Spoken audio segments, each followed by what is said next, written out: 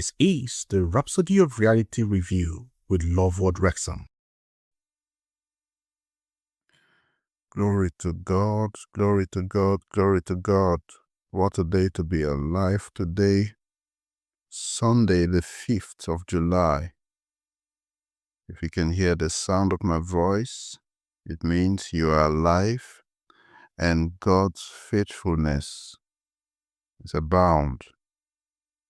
Glory to God. Congratulations. It's a beautiful day. It's a new day. And it's the day the Lord has made. Therefore, we rejoice and we are glad in Him. Today, the 5th of July, Pastor is telling us knowledge of your true nature. Knowledge of your true nature. We'll get to know about this true nature as we read along. So if you're with your Rhapsody of Realities, I'd like you to open to it right now and read with me while I read along. Now, the opening scripture is taken from the book of 1 John chapter 5 from verse 13. And it says, "These things have I written unto you that believe on the name of the Son of God, that ye may know that ye have eternal life." Now, Pastor says to us, God wants you to know who you are, not to guess, not to assume, but to know. The Apostle John, writing by the Spirit, says, "These things have I written unto you, that ye may know that ye have eternal life." This is about your identity, what you have, and who you are in Christ now, not in the nearby and by, not in the future. What you have and who you are now in Christ. You are divine because you have eternal life. The divine life. Oh, what a life it is. So Pastor says here, he says, we are divine because we have eternal life. Of course, of course. You have eternal life, brothers and sisters. I have eternal life. It's something to shout about. Pastor went on to say, consider the Apostle John, who wrote what we read in our theme scripture, which is the book of 1 John chapter 5 verse 13 that we just read in our theme scripture today. It's so remarkable here, brothers and sisters, for us to know this truth.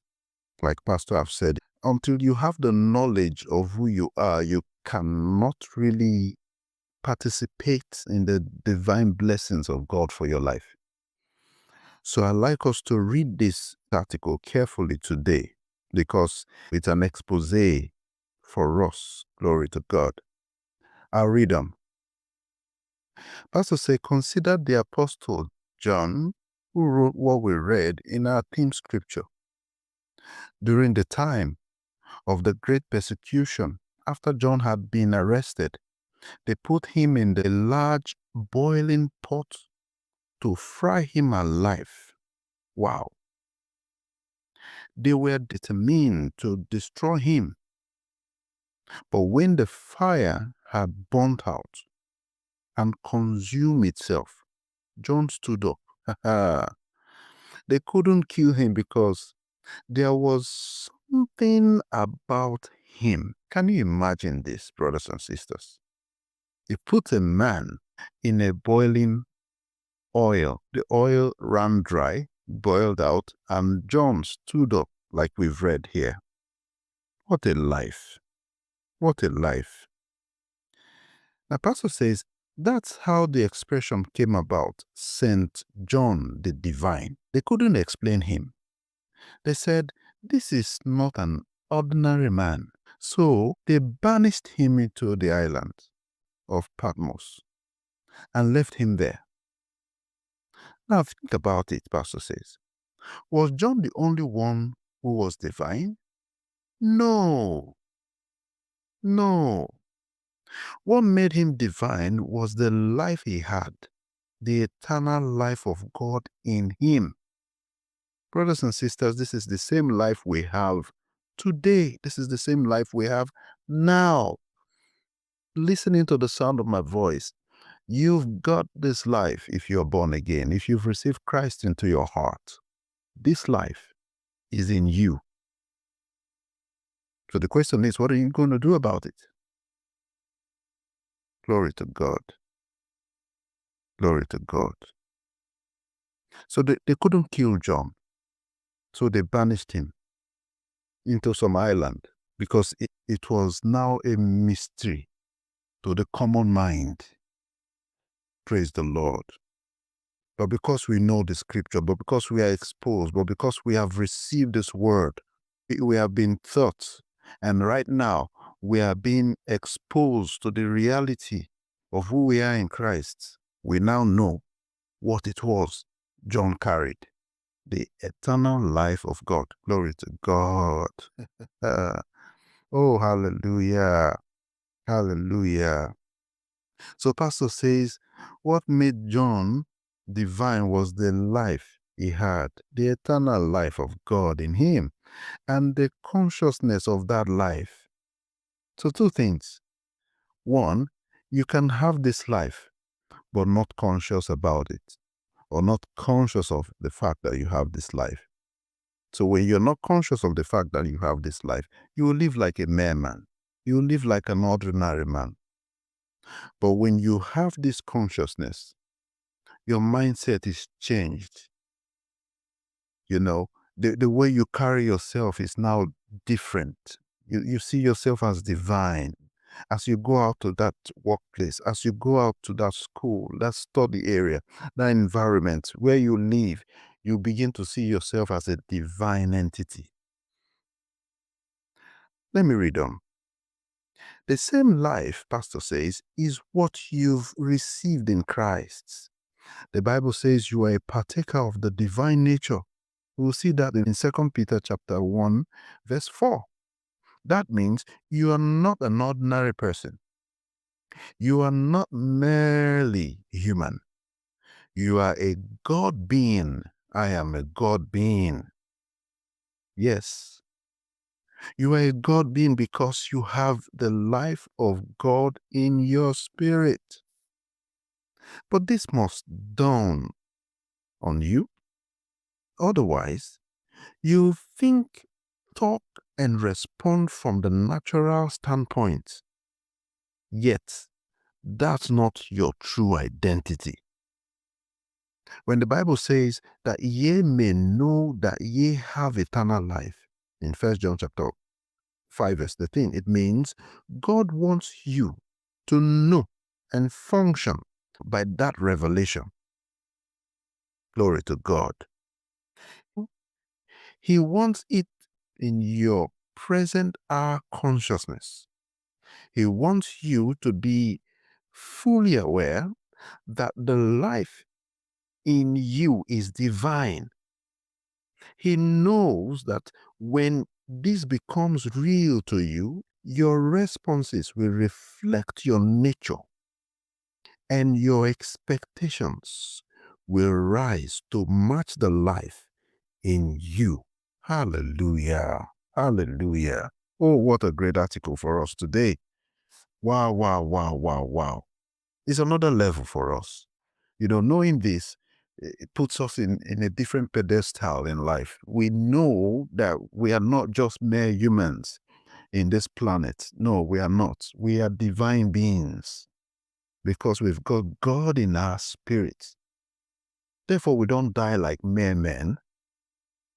No, we don't suffer the things the people of the world suffer because we are divine. The Bible lets us know that we are a royal priesthood, a holy nation set apart for God's goodness.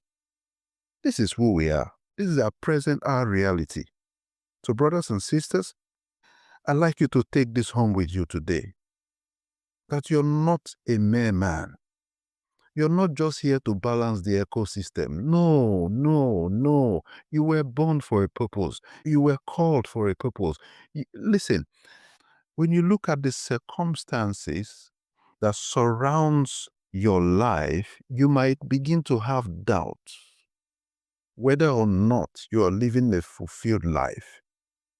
But this article today, this message today to you and I, is putting us in a point where we will live our lives as though we don't observe, the Bible calls it lying vanities. We don't observe the things around us, because those things are temporal. They are not meant to last. They are temporal. They will leave very soon, before you know it. But you will still be standing. Praise the Lord.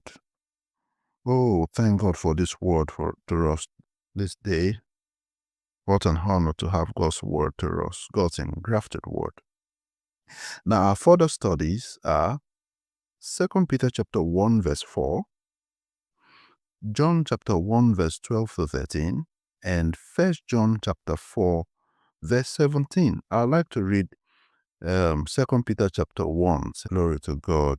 It says, whereby are given unto us exceeding great and precious promises, that by these ye might be partakers of the divine nature, having escaped the corruption that is in the world through lusts. Glory to God.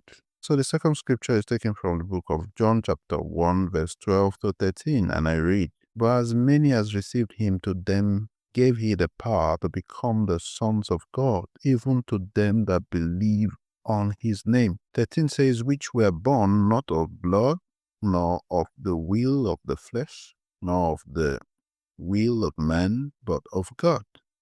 Hallelujah. The other scripture is 1 John chapter 4 verse 17, and it says, herein is our love made perfect, that we may have boldness in the day of judgment, because as he is, so are we in this world. Oh, what a word. What a word. What a word. As he is, so are we in this world. So are we in this world. All right. We'll be taking the confession. Please read this confession after me and mean it with your whole heart. I am a partaker of the divine nature, and I live in the full consciousness of the God life in me. I walk in dominion, boldness, and victory, manifesting Christ in all that I do. In Jesus' name, amen. Glory to God. Brothers and sisters, thank you for listening to our Rhapsody of Realities today, the 5th of July, Sunday, which says knowledge of your true nature. I believe as I've read this, the Holy Spirit has ministered to you the deep truths that you need to know about your true nature, which is in Christ. And that is the eternal life. Take out some time to read this article again, because as you do, you see more insight into this revelation that we've gotten today. Do have a pleasant and beautiful Sunday. God bless you. I trust you've been blessed by the reading of the Devotional today. I want to invite you to make Jesus Christ the Lord of your life. And you can do that by repeating this prayer after me. O Lord God, I believe with all my heart in Jesus Christ, Son of the living God. I believe he died for me, and God raised him from the dead. I believe he's alive today. I confess with my mouth that Jesus Christ is the Lord of my life from this day. Through him and in his name, I have eternal life. I am born again. Thank you, Lord, for saving my soul. I am now a child of God. Hallelujah, hallelujah, hallelujah. Glory, glory, glory to God. Congratulations, you are now a child of God. Congratulations. If you've just said that prayer, We would like to hear from you, so please do contact us using any of the information displayed on your screen. I look forward to hearing from you. God bless you.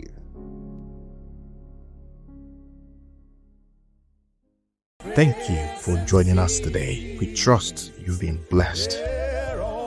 God bless you. You're the God.